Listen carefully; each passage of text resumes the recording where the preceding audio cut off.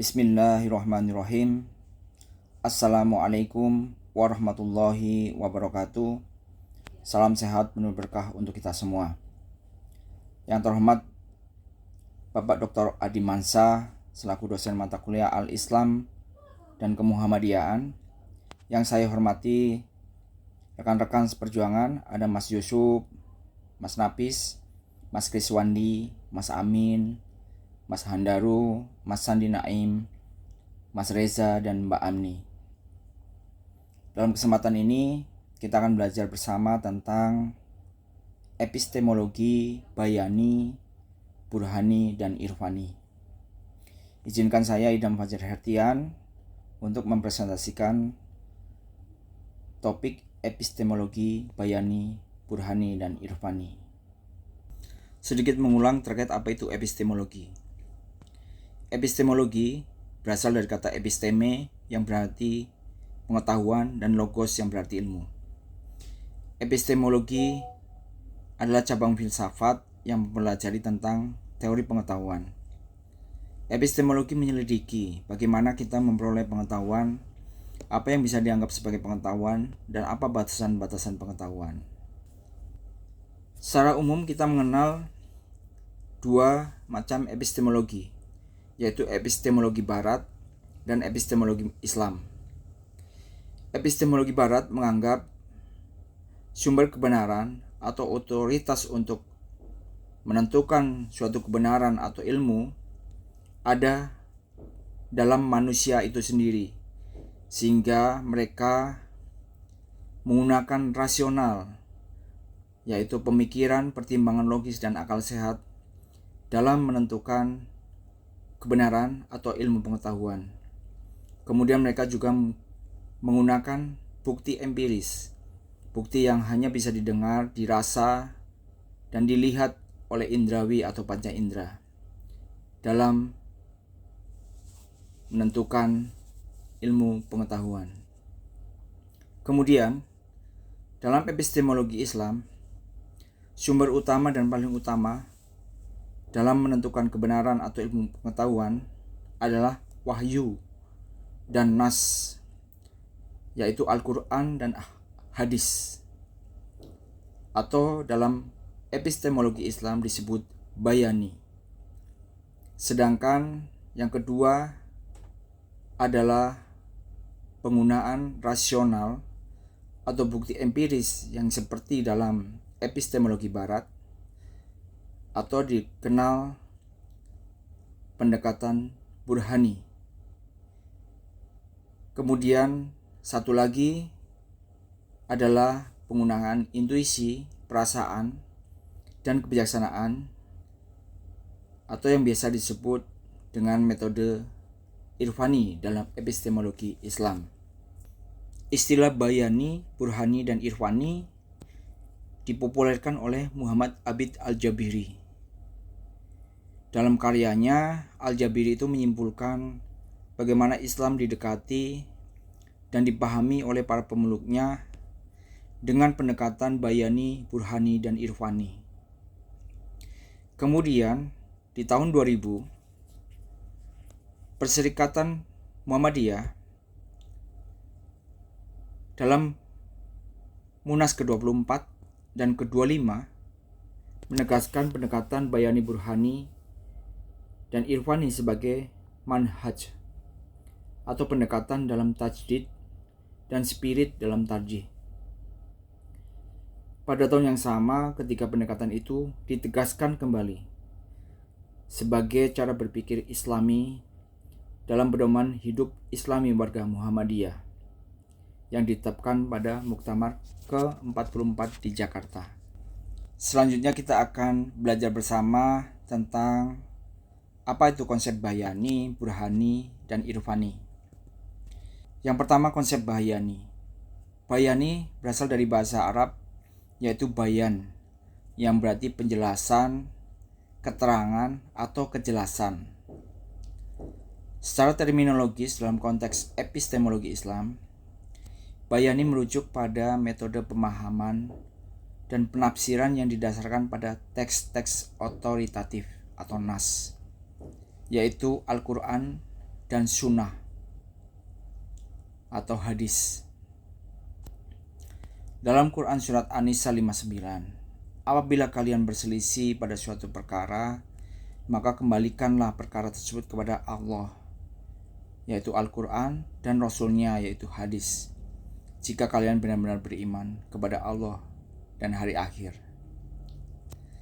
Konsep bayani menggunakan teks penafsiran yang sudah jelas dan tidak ada penjelasan lain selain dalam teks Al-Quran dan hadis. Contoh kasus, larangan memakan daging babi ada dalam Quran surat Al-Baqarah 173, Quran surat Al-Maidah ayat 3, Quran surat Al-An'am 145, dan Quran surat An-Nahl 115. Secara teks sangat jelas larangan tersebut dan tidak perlu penjelasan sebab dan akibat dari larangan tersebut. Sehingga apa yang sudah tertulis dalam Al-Quran dan hadis itulah yang harus dilaksanakan. Konsep kedua adalah burhani. Burhani dari bahasa Arab burhan, yang berarti bukti yang jelas, argumentasi logis, atau demonstrasi. Dalam epistemologi Islam, burhani merujuk pada metode pemahaman yang mengandalkan rasional, yaitu akal dan logika, dan empiris, yaitu bukti panca indera. Dalam memperoleh pengetahuan baik tentang alam semesta maupun prinsip-prinsip keagamaan. Perintah berpikir dalam Al-Quran selaras dengan konsep burhani, yaitu sesuai dengan hukum kausalitas, sebab dan akibat, untuk pembuktian kebenaran dan ilmu pengetahuan. Contoh kasus, penentuan awal Ramadan oleh Muhammadiyah menggunakan hisab hakiki wujudul hilal, yaitu berdasarkan ilmu pengetahuan, yaitu ilmu astronomi dan matematika. Selanjutnya konsep ketiga yaitu konsep irfani. Irfani berasal dari bahasa Arab irfan yang berarti pengetahuan, kebijaksanaan, atau gnosis. Dalam epistemologi Islam, irfani merujuk pada metode pemahaman yang diperoleh melalui intuisi, pengalaman spiritual secara langsung, atau pencerahan batin. Dalam konsep irfani, sering dipertanyakan baik oleh tradisi berpikir bayani maupun burhani, karena konsep irfani dianggap terlalu liberal dan tidak mengikuti pedoman-pedoman yang diberikan teks. Sedang epistemologi burhani mempertanyakan keabsahannya karena dianggap tidak mengikuti aturan-aturan dan analisis yang berdasarkan logika. Konsep irfani sangat berbeda sekali dengan konsep bayani maupun burhani. Sehingga dalam Muhammadiyah ada batasan-batasan bentuk irfani. Yang pertama, irfani sebagai ihsan, yaitu berlaku baik terhadap sesama, terutama terhadap orang tua, kerabat, yatim, dan anak miskin. Dr. Haidar Nasir menafsirkan ihsan dalam konteks ini sebagai rasa kemanusiaan atau empati. Contohnya mentaati protokol kesehatan sebagai bentuk empati terhadap para petugas kesehatan dalam menghadapi pandemi COVID-19. Kemudian yang kedua, irfani sebagai pilihan lebih baik, memilih pendapat yang lebih maslahat dan lebih baik. Contoh dalam konteks poligami yang secara hukum diperbolehkan. Namun, pendekatan irfani mengarah pada pemilihan beristri satu jika tidak dapat berlaku adil. Kemudian yang ketiga, irfani sebagai zuhud dan waro. Zuhud mengarah pada sikap yang menjauhi hal-hal yang dilarang dalam ajaran Islam, dan waro mencakup kemampuan bertindak untuk menghindari perkara syubhat dan hal-hal yang bertentangan dengan hati nurani. Contohnya ketika menunaikan sholat dengan menggunakan pakaian yang tidak sekedar memenuhi batas minimal ketentuan menutup aurat, tetapi juga menggunakan pakaian rapi yang menutup aurat secara maksimal. Setelah kita belajar dan memahami konsep bayani, burhani, dan irfani, selanjutnya kita perlu mengetahui relevansinya dalam Muhammadiyah. Bayani bagi Muhammadiyah merupakan dasar utama dalam menetapkan hukum dan prinsip-prinsip agama. Kemudian penggunaan dalil nakli, teks dalam argumentasi, juga sebagai upaya purifikasi ajaran Islam berdasarkan Al-Quran dan As-Sunnah yang sahih. Relevansi burhani dalam Muhammadiyah dapat mendorong pengembangan ilmu pengetahuan dan pendidikan modern. Penggunaan akal dalam memahami dan menginterpretasikan ajaran Islam secara kontekstual, keterbukaan terhadap pemikiran dan inovasi yang rasional, dan juga pengembangan sistem pendidikan yang berbasis logika dan analisis. Kemudian, relevansi irfani dalam Muhammadiyah. Meskipun Muhammadiyah dikenal dengan pendekatan rasional dan tekstual, dimensi spiritual tetap penting. Penekanan pada akhlak mulia dan pembentukan karakter yang soleh. Pemahaman mendalam tentang tasawuf dalam batasan yang tidak bertentangan dengan Al-Quran dan Sunnah. Kemudian, pengembangan pendidikan karakter dan nilai-nilai keislaman yang mendalam. Terakhir, kesimpulan.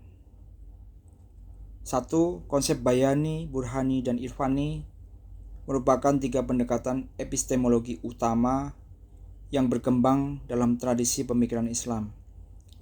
Masing-masing konsep memiliki perbedaan dalam memahami sumber dan cara memperoleh pengetahuan.